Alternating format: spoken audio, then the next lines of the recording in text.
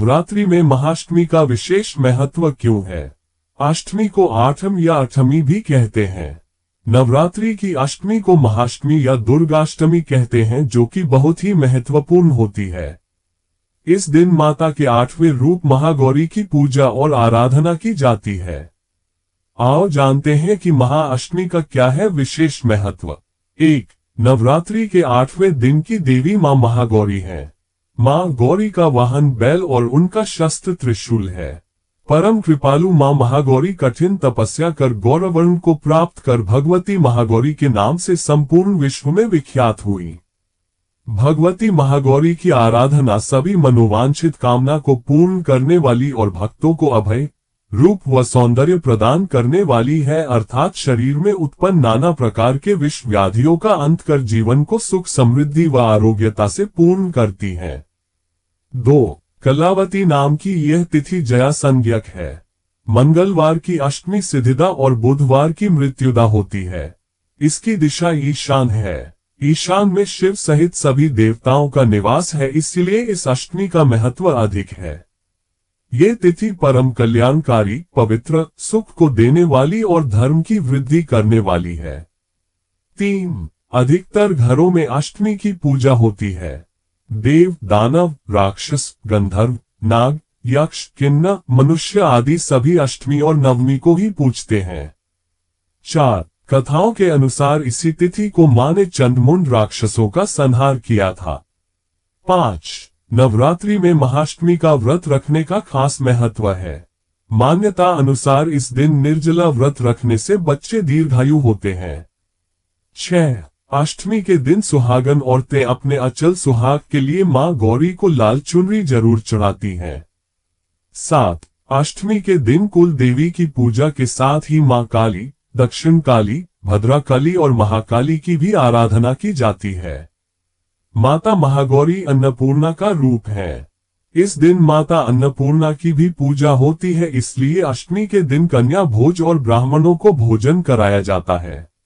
8. अष्टमी के दिन नारियल खाना निषेध है, क्योंकि इसके खाने से बुद्धि का नाश होता है।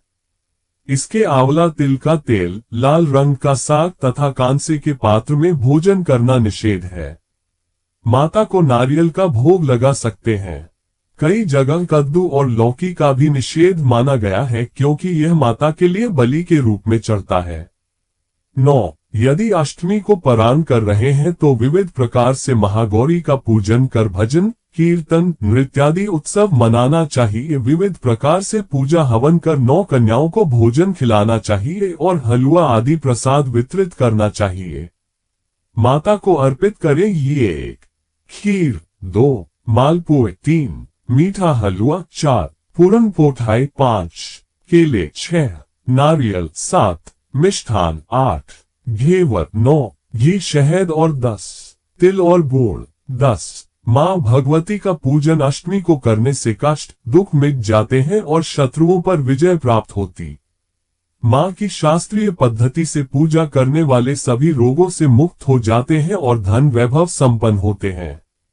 11. महाअष्टमी के दिन महास्नान के बाद मां दुर्गा का षोडशोपचार पूजन किया जाता है। महाअष्टमी के दिन मां दुर्गा के 9 रूपों की पूजा होती है, इसलिए इस दिन मिट्टी के 9 कलश रखे जाते हैं और देवी दुर्गा के 9 रूपों का ध्यान कर उनका आह्वान किया जाता है। 12. भारत के कुछ राज्यों में नवरात्रि के 9 दिनों में कुमारी या कुमारिका पूजा होती है। इस दिन कुमारी पूजा अर्थात अविवाहित लड़की या छोटी बालिका का श्रृंगार कर देवी दुर्गा की तरह उनकी आराधना की जाती है। धार्मिक मान्यता के अनुसार 2 से 10 वर्ष की आयु की कन्या कुमारी पूजा के लिए उपयुक्त होती हैं।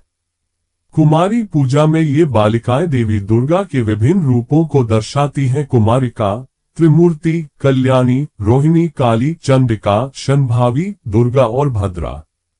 13. इस दिन संधि पूजा का भी महत्व है।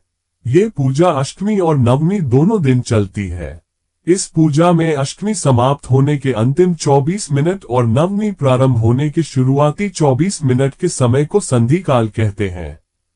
मान्यता है कि इस समय में देवी दुर्गा ने प्रकट होकर असुर चंड और मुंड का वध कर दिया था। संधि पूजा के समय देवी दुर्गा को पशु बलि चढ़ाए जाने की परंपरा तो अब बंद हो गई है और उसकी जगह भूरा कद्दू या लौकी को काटा जाता है। कई जगह पर केला, कद्दू और ककड़ी जैसे फल व सब्जी की बलि चढ़ाते हैं। इसके अलावा संधि काल के समय 108 दीपक भी जलाए जाते हैं।